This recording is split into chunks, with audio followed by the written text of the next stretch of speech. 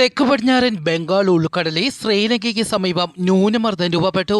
തെക്ക് കിഴക്കൻ അറബിക്കടലിൽ തെക്കൻ കേരള തീരത്തിന് സമീപം ചക്രവാത ചുഴിയും രൂപപ്പെട്ടു. കേരളത്തിൽ വരുന്ന 5 ദിവസം ഇടിമിന്നലോടുകൂടിയ മഴയ്ക്ക് സാധ്യത. ഒറ്റപ്പെട്ട സ്ഥലങ്ങളിൽ ശക്തമായ മഴയ്ക്കും സാധ്യത.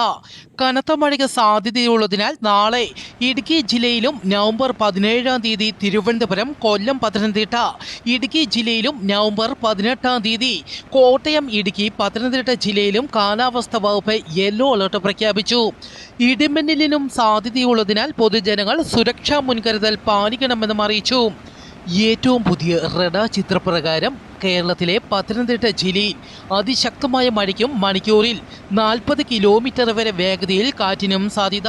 ഈ ജില്ലയിൽ വരുന്ന 3 മണിക്കൂർ നേരത്തേക്ക് ഓറഞ്ച് അലർട്ട് പ്രഖ്യാപിച്ചു.